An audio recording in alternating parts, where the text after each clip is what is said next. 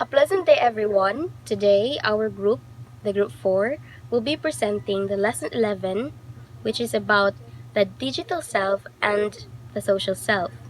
Let's start with the digital self. Here are the subtopics of today's first topic: the adolescence and SNS, identity construction in Facebook, and Facebook use.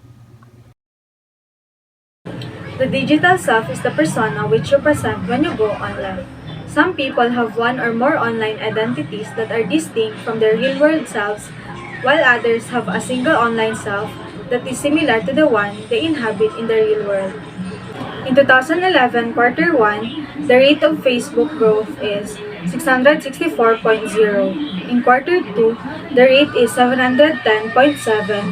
In quarter 3, the rate is 756.9. In quarter 4, the rate is 799.1. While in 2012 quarter 1, the rate of Facebook growth is 835.6. In conclusion, the rate of Facebook growth is increasing throughout the years. Adolescence is the period of transition between childhood and adulthood. Children who are entering adolescence are going through a lot of changes and development, like physical, cognitive, and emotional. Their social networking sites provide the needed personal space and avenue for identity construction through anonymity, connectivity, and interactivity. They can use social media to establish online identities, engage with others, and form social networks. These networks can be extremely beneficial to you. It connects individuals with other people and businesses by allowing them to share information, ideas, and messages. Self-esteem is an individual's subjective evaluation of their own worth, and it is also the opinion of yourself. And in adolescents, self-esteem is affected by their perceived evaluation of other people about them. So because of the evaluation of other people or the judgment, there are changes happen in the situation because dahil sa karamihan natin kung ano yung sinasabi sa ating kapaligiran, tayo ay nagbabago dahil sa kanilang mga sinasabi sa atin. And we need to adapt that. As a consequence, they become preoccupied with how they present themselves. So, binabago natin yung sarili natin, kung paano natin i-represent ang ating sarili, paano tayo kumikilos sa ating lipunan, kung paano tayo kumilos, and also we are hiding our bad sides or the undesirable features, and of course pinapagitan natin yung maganda na mayroon tayo. Social affiliation and communication, these are the essential factors adolescent self-esteem. This is to enter this kind of the interact with other people, especially to the adolescent, because it helps to them to build or develop themselves.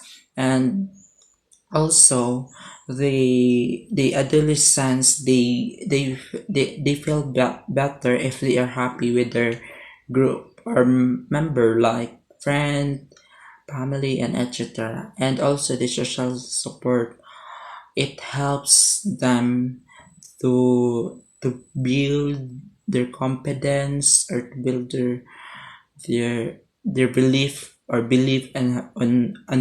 on themselves. When the social networking sites serve as the bridge of their social needs, then the SNS is like the bridge of the social needs, and it helps the social media, it helps also to build themselves. This is one this is part of themselves, is the social media.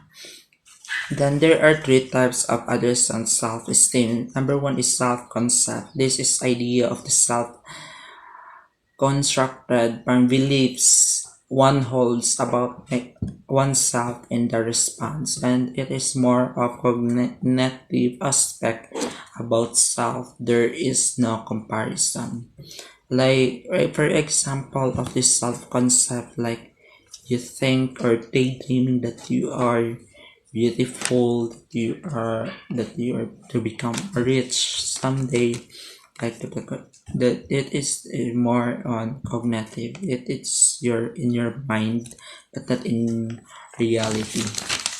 Next is personal self-esteem. One's overall subjective emotional evaluation or his or her own self-worth. So more on it is a more on evaluation of oneself and comparison, more on comparison. So it's involved the emotional aspect of also this is the it involves the emotional. Then number three is collective self-esteem, sense of worth of group to which are belong, sense of worth of the groups to the which we belong. Ito yung kung saan tayo na-belong na grupo. And syempre kung nandoon ka sa grupo mo kung saan ka man na grupo na belong, syempre you are comfortable to interact with them and you have a high self-esteem na makipag-usap, makipaghalubilo sa ibang tao. According to the results from the study of Brillantes Evangelista by Bai and Ding Kong in 2013, adolescent identity construction is a process of forming an autonomous self who is presented to an audience. It is a free identity construction where it doesn't have to be the reflection of one's identity in its real world, but an identity created based on the preference of that person. There are two types, and first is the personal online identity construction, which refers to the personality attributes of an individual which are not shared with other people. This is the identity that we have created in Facebook that is not available for everyone to see. It is either automatically private or we have set it private in our preference. For example, Messenger. It is a sub-community of Facebook and it is directly connected to our Facebook community. This is where we message people privately which cannot be exposed to the entire community. The way we converse and respond to the certain people we are exchanging messages with is our constructed identity online. Of course, the conversation is private and cannot be viewed by everyone.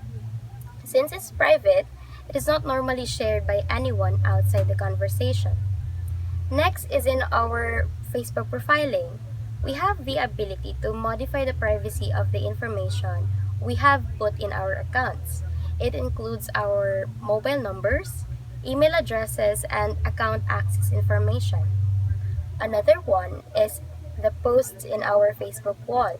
We can change the privacy and hide posts, photos, and videos that we don't want to share with anyone. The second type of identity construction is the social online identity construction, where in this aspect of individual self-concept that stems from their knowledge of their membership with a certain social group. This is the identity that we have constructed within or with the help of the members of the community we belong with. It is, of course, shared with the group and exposed to your Facebook community. The first example is, again, the Messenger, since it offers group conversations and virtual interaction through messages. We have created connections and acquaintances with people that mostly have the same interest with us. Furthermore, this is also similar to the identity we have created in our Facebook walls and news feeds through posting, though we have a much wider and bigger community in this. And in this post include first, locations. Facebook allows tagging of locations we are currently at or we have visited. No offense, but obviously those people who has the luxury to travel from places to places can be viewed to be wealthy in their online identity. Next, sharing or of latest news and events from the web and other online social platforms that will spread like wildfire to the whole community. Next is our hobbies, interests, and careers. A lot of people loves to share about what they love and what they are into. In fact, recently Facebook has a new feature where you can pin your favorite music in your profile publicly. In that way, people have created their identities through their music tastes. Another thing is Facebook reactions and status feelings. Facebook posts have variety of reaction icons which, when someone reacted, it can also be seen by another. Some people also post status of their feelings, so you can see there who are your sad boys and sad girls among your Facebook friends. Let's proceed to trends. We also create our online identities through online trends like TikTok. Though it is not directly connected to Facebook, we can see TikTok videos being posted in FB walls or into FB stories. Also, through supporting newly released or trending music, videos, and even vlogs. This next one is quite relatable. Relationships. Facebook has a feature where you can post relationship status with someone you're in a relationship with. Additionally, this can also be related to trends. Based on my observation, most people in Facebook community now are interested in finding romantic relationships to be able to catch up with the trends. Unfortunately, even those early teenagers and children ages 12 and below are gliding to the trend because it is what they see in Facebook that feeds their minds. Lastly, political views. Identity can be constructed through our political views because it is a reflection of our values and morale. Recently, and even until now, there are quite a feud between people having different political stands in Facebook. In preparation for the 2022 presidential elections, people from the Facebook community has been showing their support to their preferred presidential candidates and parties, which have resulted to some destroyed friendships and relationships because of their different political views. How we act, think, and respond publicly online defines the identity we have constructed online. Hello guys, I am Daphne Joy De Leon and I am here to continue our topic, and I'm now on the Facebook use, and I know that all of us is familiar with Mr. Mark Zuckerberg, our founder of the most famous social media network right now, the Facebook. That was Mr. Mark Zuckerberg together with his friends, Mr. Eduardo Sovereigns, Mr. Dustin Moskovitz, and Mr. Chris Hughes. And they founded it in the year 2004. And to be specific, guys, it was February 4, 2004. And they were all students of the Harvard University, and they were sophomores that time. And this um, this site was intended only for the Harvard University students because Mr. Mark Zuckerberg has a reason that he wanted that every student of the Harvard University could interact and could have a communication with each other through social media. And that was unexpected, guys, because the site was an immediate hit, and within just 24 hours of the launch, almost or around 1,200 students had signed up, and it soon spread through the other three college campuses in the US, just like the Yale University, the Stanford University, and the California University, and that was in US, guys. And there was a man who named Peter Thiel, who who is an investor. He invests to Mr. Mark Zuckerberg, and that was the reason why Mr. Mark Zuckerberg left the Harvard University and he ran the Facebook with his new headquarters in the California. And now we can say that this site was quickly ballooned in one of the most significant social media network in the history.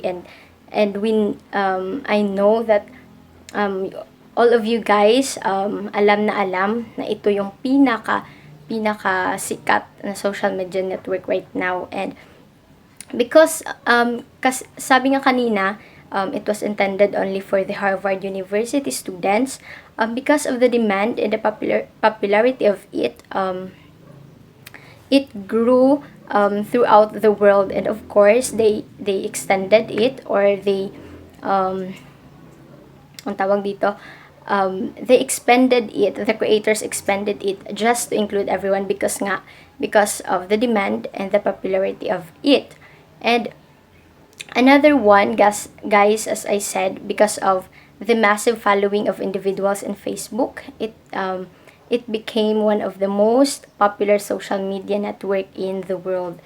Alam nyo rin yan. And this Facebook becomes a venue for the college students, not just college students. It is a venue for now to engage on our identity construction. When we say identity construction, there is a development or constructing a unique view of ourselves. No, we can now develop it through posting on social media, just like on Facebook. I said, we can post our photos on our wall postings. Makikita natin yan sa newsfeed natin. And of course, the main feature here is we have profiles. We have profiles on Facebook, guys, no? And it conveys an image of ourselves that we want others to see. And I know that Facebook is a space for individuals to explore and create their personal and social identities. Yes, talaga, guys, no, dito sa Facebook nakakapag-explore tayo with all the informations. And of course, we can create our personal and social identities, or it leads us to make a self-image, or social identity, or it helps us to indicate who we are in terms of the groups to which we are belong. And I think that's it for the Facebook use. And to continue our topic on Facebook as a platform, we have Miss Shylin Faith Bernal. Thank you. Facebook can be in a different platform, such as it creates a space for self-revelation and assertion, project needs and preferences, create virtual surrogate group, experiment on different identity, manage impression through positive self-presentation. But I will just tackle to you the creating a space for self-revelation and assertion, while the rest will be discussed by my co-members. Creating a space for self-revelation and assertion is a disclosure of their personal information and their assertion of who they are or what they want others to see about them. Through Facebook, we can see common personal info such as age, gender, what country they are from, and other things that describe who they are. We can also build new identity in FB, which some of us are completely different in real life. For example, being fancy and living a life on your post, like partying here and partying there, like you're a happy person on your post, and in real life, you're a broke person and then happy or depressed. Minsan din nagiging single yung taken. Facebook also provides them their online personal space, which is an essential aspect in exploring their identities. Facebook and other social media helps you to explore about yourself. Got a personal space and you can post whatever you want without the consent of others, but they can make an opinion. For example, you found out that you like wearing sexy outfit because it makes you feel worth it and powerful, and you feel like it is your true self. So other people can say, oh, you've changed from a modest girl to a liberated one. So you build that identity to them. We tend also to make different identity to explore ourselves. For example, is nakikisabay sa uso. If in this season, being an emo look is a trend, some of us become emo too. If in this season, a cute style is a trend, we wear dresses cutely and act cutely. But in a good side of being a trend, we found out what we want and who we are like. So my cousin who was stuck on a cute style outfit and cute persona. So even he is young, he is not young anymore. So he acts guilty. That that is a that is the create a space for self-revelation and assertion. Projecting needs and preferences. Facebook is a space for the participants to project their emotional needs and preferences. People who use Facebook post their activities or any significant event in their life with their friends and families. However, it can't be seen who really they are with their family compared to when they hang out with their friends. So there are some exact behaviors or attitude that a person only show to their friends because they might feel comfortable with them showing it, or unlike to their families that maybe it will make them more awkward. Importantly, this platform helps everyone to voice out their thoughts about some serious topics that some may not be able to project. Through this platform, they can verbalize or at least depict through their photos and other posts about their opinion, thoughts, and even their feelings. So, this projection and airing out of needs and preferences serve as an externalization of their thoughts and feelings, which can help them reflect and reconstruct aspects of them. Creating a virtual surrogate group. The individual's relationships somehow shape their identity construction by allowing their online social groups define how they present themselves. For example, sa trending na fashion statement ngayon, syempre ito yung timely fashion na unconsciously naset ng ating online community. So most adolescents tend to dress up according to that certain fashion style. Because, undeniably, meron talagang gustong magbigay ng impression sa mga tao sa Facebook community nila. They ask for feedback and recommendation kung ano yung magiging kaaya-aya at pasok sa trend. The social construction of the self will be further facilitated by the gratification they received from their online group and by their dissatisfaction with their on-ground affiliations. Dahil sa identity na binuo mo, you'll receive praises and compliments. Iiwasan mo din surely ang pangit sa paningin ng iba. Sabi ka ng iba, bawas-bawasan mo naman ang filter mo kasi nakakagulat ka sa personal. At sinasagot naman ng, ang malas ko naman if pangit na ako sa personal, pati ba naman sa Facebook. So, finifilter mo yung physical identity mo para makabuo ka ng attractive na online identity. Kasi if hindi ka sumasabay sa uso, bakit ka naman nila papansinin? Same interest is what attracts acquaintances. Sa panahon pa naman natin ngayon, kapag napaglumaan ng style at interest, tinatawag na jejemon or outdated, makatito or makatita, and mostly, nagiging tampulan niya ng pambabash.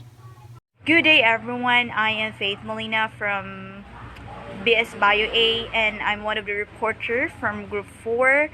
And our topic is all about digital self. So specifically, my topic, it's all about the experimenting on the different identities. So nowadays, in this generation, we use technology or any digital platform to express ourselves or to explore our potentials as part of being a teenager or part of our pre-adolescence. So the first bullet is the individuals explore and experiment on their identities by trying out different aspects of themselves and new roles. So the use of social media by youth, pre-adolescents, and adolescents continues to increase naman, diba, across the world on a yearly basis. Youth in nearly every country use social media to maintain nearly constant contact with their friends, of course. Given the importance of both social media and friendships to youth, this review examines the impact of social media on the identity expression of youth. Through these online platforms, we examine our identity by expressing ourselves, what we can do, and how we express ourselves, emotions, or any characteristics regardless of external factors. Meron mga factors na we couldn't express our true selves, or should I say, our other selves, because of some circumstances, like halimbawa sa friends natin. We express the one of the portion of our personality, yung characteristics na ma-please sila, or yung the persona of one of the Jungian archetypes. Ito yung tinatawag na the conformity archetype. We couldn't express our true self dahil Kasi nga, takot tayong ma-invalidate as a friend, and we're trying to please them. We are concealing our true self to fit in. We're trying to be someone else to fit in sa kanilang circles. Other examples, like halimbawa na lamang sa family natin, iprit na sa kanilang mga isipan na isa kang disappointment and wala kang magiging future because of your standpoint or dahil sa ugali mo. Pero little did they know na isa kang advocator sa social media or isang advisor, motivator. And that's one of your role na na-express and na-explore mga iyong characteristic online or sa ibang tao. That was just the factors na naglilimit sa atin to express ourselves. Other context is halimbawa, you're not really into dancing. Pero dahil sa TikTok, which is very trend ngayon, naging dancer ka na rin. Kasi sabi dito, the individuals explore and experiment on their identities by trying out different aspects of themselves and new roles through different online platforms. So you're trying to, or you're figuring out your potentials kung ano ang kayang gawin via social media platforms. And that's part of our pre-adolescent. So second bullet is, by creating multiple accounts, these adolescents are able to create their different selves coexisting in a virtual world. So, isa sa mga the best na example for this, no, it is the RPW accounts. RPW accounts or the roleplay accounts. And mostly, ang gumagamit nito ay ang mga teenagers. And speaking of this, no, nakarelate talaga ako nito kasi I was once a writer there and I am a low-key writer. Even my parents and friends, they didn't know that I write. I write poems, I write stories. This RPW account hides my personal identity, my real name, my face, and all the other information, basic information about me. And of course, through this RPW account, doon ko na ilalabas ang aking true self and other self. At ay yung mga personas na iyon ay nag-i-exist in a virtual world.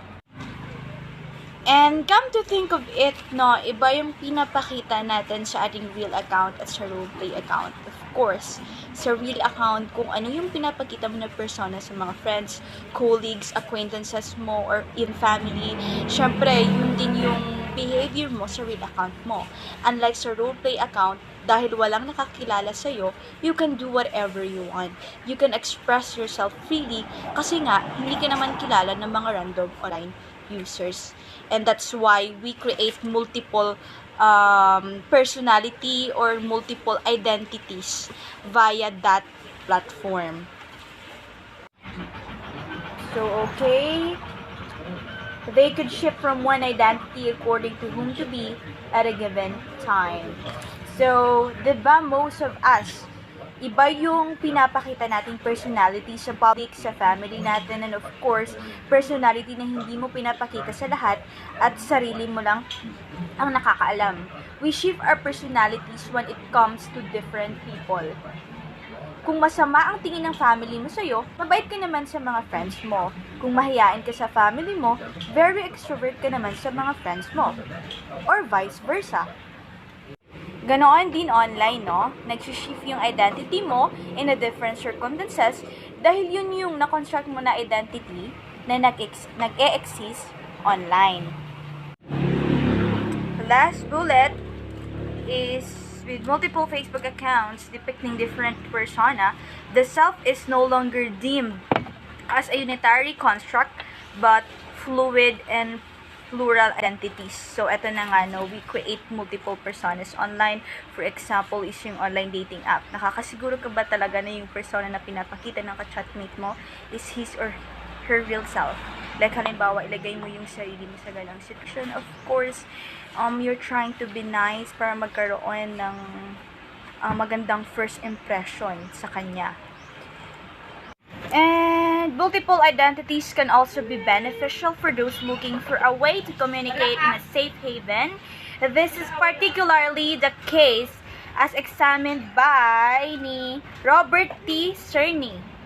For LGBT youth who may benefit from having a supporting social network while coping with the challenges of forming their sexual orientation or gender identity. Same sa LGBTQ member na ito, they create multiple personas to explore kung saan siya mag-fit at kung saan siya na virtual circle matatanggap. This was the norm for almost all of the internet history, no, according to Dana Boyd. So, isa siyang social media researcher for Microsoft Research. She's also the author of the book It's Complicated, The Social Lives of Network T, where she explores the way social media affects how teens communicate. Ang ideya ng paggamit lamang ng Facebook bilang isang primary online identity ay isang exception, sabi ni Dana, at hindi norm. Kahit noong kasagsagan ng Usenet at IRC, ang pagkakaroon ng maraming identity ay isang bagay na ginagawa ng maraming tao. Then, she interviewed a young person who was very clear about the need for multiple profiles. Sabi nito, she used Tumblr to share all sorts of political feminist images with people who cared about that particular topic, and Instagram to share photos with her classmates, Facebook to interact with everyone she's ever met, and texting to talk with her closest friends and family. Different sites, different audiences, and of course, different purposes. The social media boom first captivated marketers years ago. Ever since we've been predicting how the internet will change and how we'll be able to forecast behaviors across different digital platforms, ngayong lubog na tayo sa evolusyon ng mga online platforms, no, maaaring nating sabihin ng may katwiran na ang mga posibilidad ay naging isang katotohanan. Not only do social media users have their personal and professional channels, but some now have multiple profiles on a single network. Through these social media platforms, we create multiple identities. Managing impression, the positive self-presentation. Have you ever heard that nasabihan na ba tayo na nag-ayos lang tayo para magpa-impress, or ever wonder how wearing a suit to a meeting makes a difference? We're always reminded to dress for success, or to dress for the job we want, because appropriate attire creates a better impression. It influences the way others see us. This is a summary of what impression management is. What is impression management? Impression management is an effort or influence of other people's perception, or in a short term, it is an attempt to control the impression of others. This could be the perception of a certain person, including you or me, a material possession, or an event. Example, they have more time to think of which aspect of personality or profile should be presented, or which photo depicts their best image. We always think kung paano natin i-project ang sarili natin upang maayos tayong tignan. Sa social media man or mapa-personal, lagi nating iniisip, or before we post something good happenings on our life, we always think kung maganda bang kalalabasan nito, or maganda ba sa paningin ng iba. Impression management is also called self-presentation. It is a conscious or subconscious process in which people attempt to influence other perception about a person, object, or event by regulating and controlling information on social interaction. For example, showing only their social desired features. Like, I like this picture where I look good and decent. It's not much about who I am within this photo, but more how okay I look. Kadalasan na sa atin iniisip na ang ibang tao ay laging nakatingin or laging nakabantay sa atin. Then, we always present the best image so that the perception of others will be good as they can be. And impression management can be also presented or used on a role theory of Irving Goffman, which states that the idea that a person is like an actor on a stage. In other words, the theory is about how individuals wish to present themselves but in a way that satisfy their needs and goals. Um, for me, this theory is about most of us or sa panahon ngayon, how we show ourselves, mas lagi nating inaisip kung masisiyahan ba ang iba dito, or we always create a goals for ourselves. This impression management theory elaborates on the fact that people must ensure that their perception and cognitives are consistent with goals and action. Lahat na naman tayo ay gustong i-present ang sarili natin as positive as possible to others. Kadalasan inisip muna natin what others will think of us when we do or we don't do or say something. Ma-offend ba sila or masisihan ba sila? This theory is highly effective to manage the impression, but it's also risky dahil parang we just base our how we act to the perception of others. Para di tayo ma-stress, we must always monitor ourselves and not be over-concerned about others' perception on and opinion. We should be always smart about posting our life or posting the information about life, and we should be always think before we click. So what's wrong with using social networking sites? Using social networking sites is not that bad. It can actually give us a positive outcome if we will use it in a good way. But if we will use it in a bad way, it can result into a negative impact to our life. Social media can help us to communicate and enhance our lives. But using it as a substitute to face-to-face and physical interaction can do the opposite. It can disconnect us from the real world by making us too busy in caring about people we hardly know, or the things which may not be true, or us being addicted in social media that we forgot about the things in the real world. For example, young people these days are spending too much time on social media, and in that they even forget to eat or to do the things that they need to do, and they are more susceptible to peer pressure and low self-esteem, and it can also affect our mental health and can build insecurities to ourselves. We are comparing ourselves to unrealistic images on social media and of what we believe we should look like.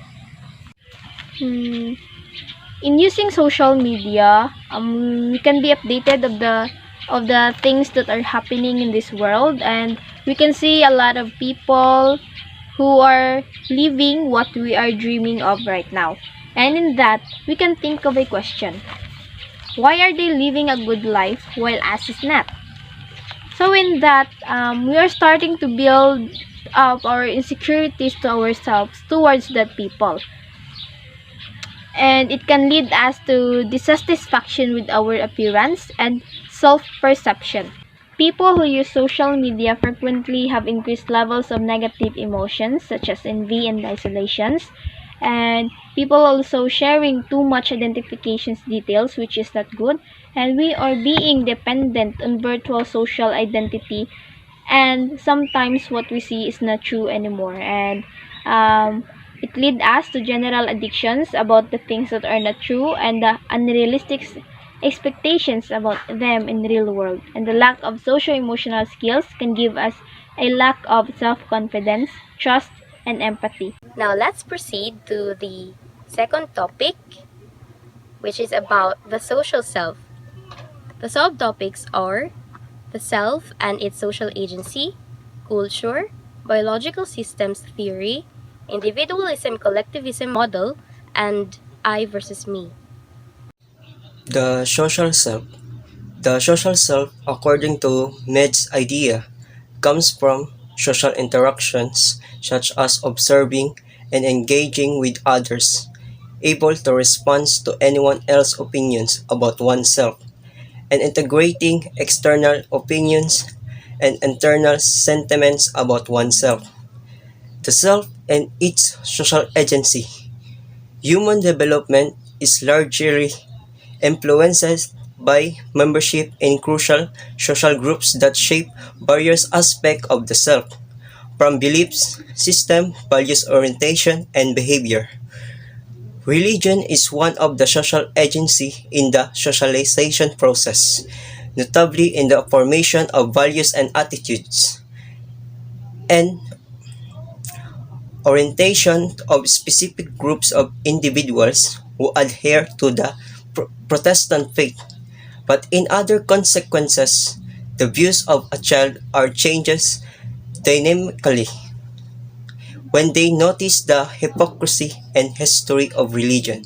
Some children develop a personality in their adolescence, becoming more skeptical and empirical about the way they themselves acknowledge the absurdity of existence, and forming new views that visualize the true purpose of life on a scientific basis.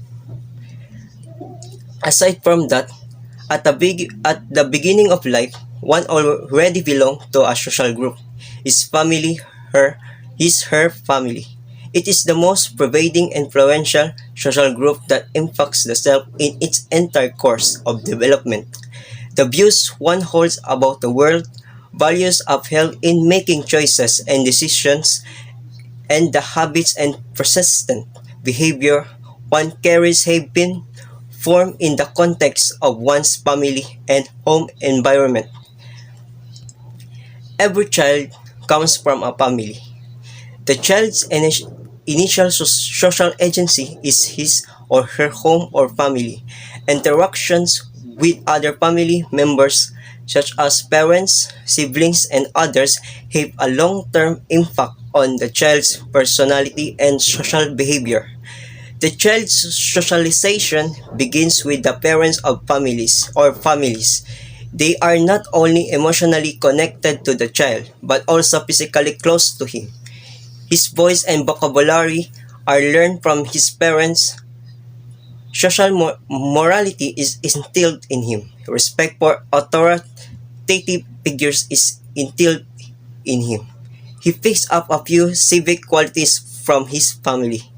For the first time, Freud highlight the importance of family, particularly the parents, in shaping a child's social behavioral pattern. The similarities in behavioral patterns between parents and children were undoubtedly noticed much earlier. However, genetic or hereditary factors were frequently assumed to be the cause. Freud was the first to investigate this phenomenon and showed that it is not caused by genetic or hereditary factors. According to Rene S. and Vivian H. 2021, when parents appreciate their children and guide them towards their strengths, their children naturally develop healthy self-esteem and confidence. On the other hand, certain experience in the family can lead to low self-esteem. By comparing two, you can see what experiences you have had to have lead to child's sense of self-esteem and negative behavior today. A child who grows up in a bad family learns terrible habits, while a child who grows up in a good family learns good habits. Bad home environments are a major contributor to juvenile criminality. schools and the general academic environment form a significant part of the social self. Our worldviews expand as we are exposed to people in different social learning environment.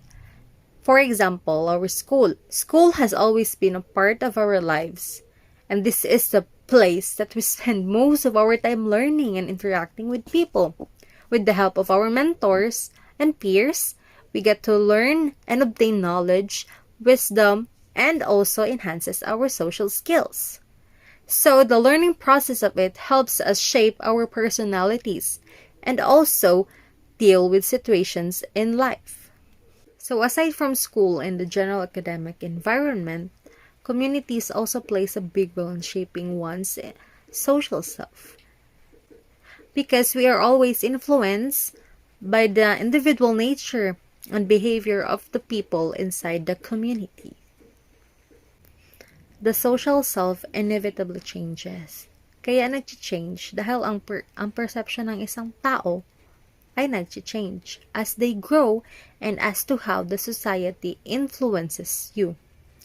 So, through that, we cannot deny the fact na there will be changes. There might changes kasi our identities evolve. And as it evolves, we become the person who we are today. Hello, beautiful people out there, especially to those who are still in love with the beauty of culture of the Philippines as beautiful Filipinas. So my topic for today is all about culture. So first, what is culture? So according to Taylor 1871, culture by definition is a complex whole, which means it includes the knowledge, the morals, the beliefs, the laws, the arts, and any other capabilities of a man as a member of one's society. So in other words, and in simple words, culture means it influences oneself. It influences other people. It is influenced by our kanunununuan noong unang panahon. So for example, here is the pagmamano. The pagmamano is one of the famous and the unique culture that until now still existing na pinamana sa atin. Another one is the po and opo, to serve as respect to our elders, and of course, the celebration of fiestas, na until na nag-i-exist pa din, pati na rin ang pagsasayaw ng katutubong sayaw. So that's it! The ecological systems theory. This theory was proposed by Yuri Bronfenbrenner. He was a Russian-American psychologist, and he was a pioneer in studying the influences of the family, economy, and political structures on the child's development into adulthood. This theory was his most significant contribution to the field of developmental psychology. Bronfenbrenner's ecological systems theory is one of the most widely accepted explanations for the impact of social environments on human development. He then classified the human environment into 5 systems: the microsystem, the mesosystem, the exosystem, the macrosystem, and the chronosystem. Next, let us talk about the mesosystem.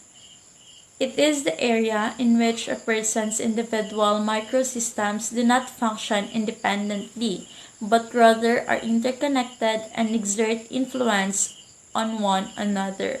For example, is the interaction between the child's parents po and the child's teacher. Kasi one of the real life example po nito is that we all know na may mga bata na didn't show their behavior sa home, but lumalabas yung klase ng behavior na yon if nasa school sila. So, in this case, the child's teacher could communicate with his or her parents that way. Hindi lang isang tao yung mag-guide sa kanya, but there are 2 persons na nag-guide dun sa bata for her or him to have a good human development. Next, let us talk about the mesosystem. It is the area in which a person's individual microsystems do not function independently, but rather are interconnected and exert influence on one another. For example, is the interaction between the child's parents po and the child's teacher. Kasi one of the real life example po nito is that we all know na may mga bata na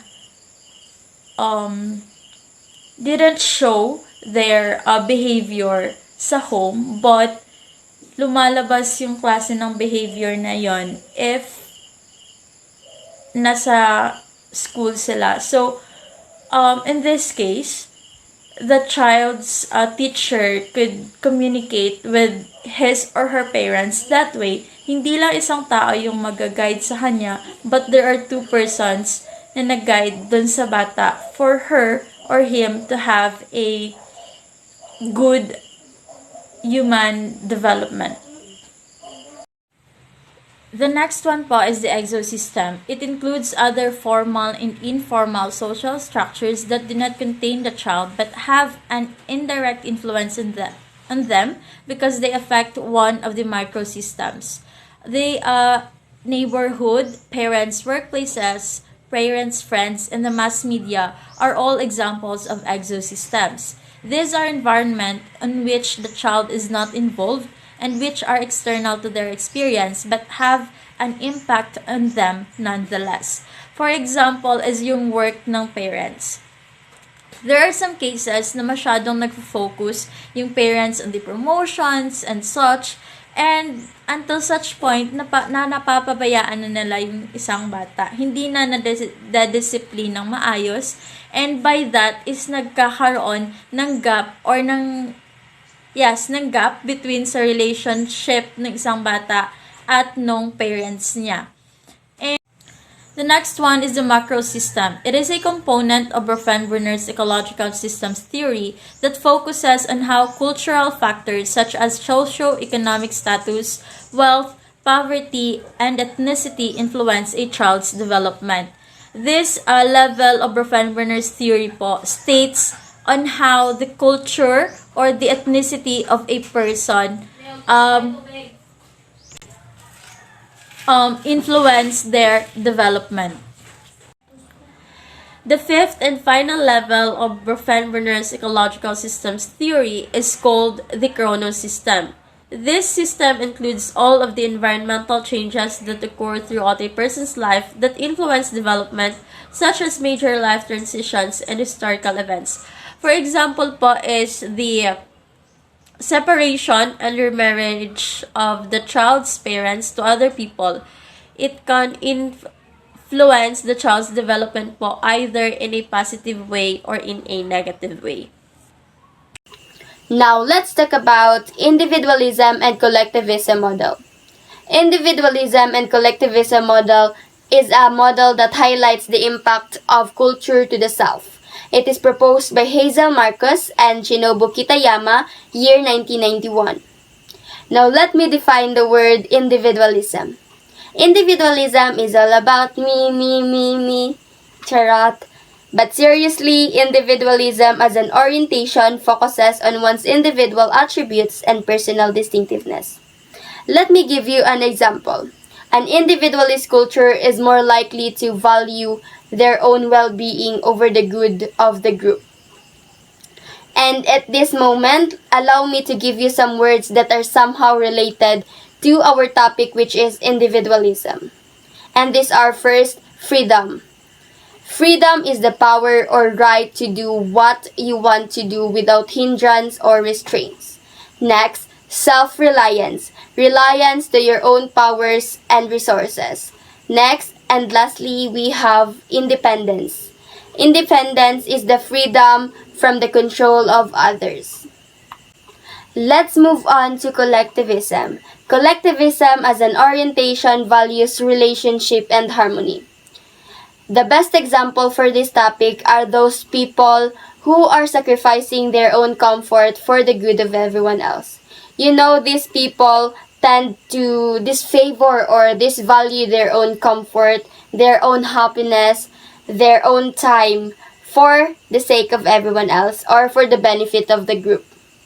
In conclusion, individualism is like task should come first and then relationship may come afterwards.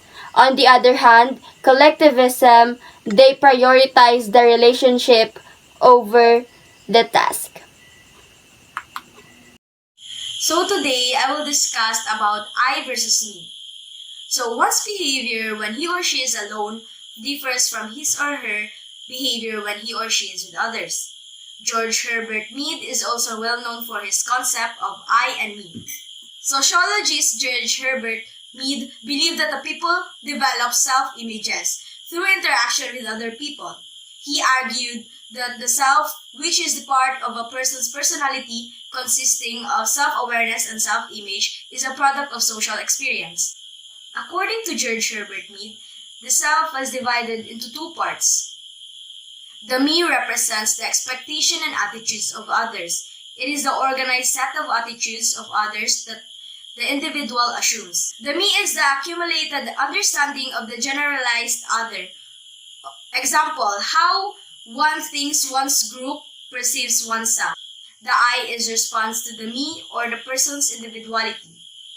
In short, the I, which is known as the unsocialized self, and the me, which is known as the socialized self.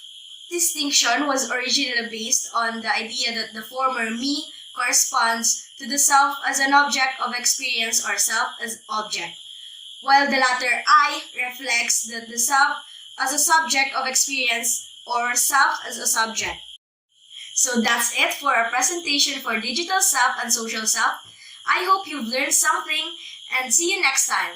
Bye!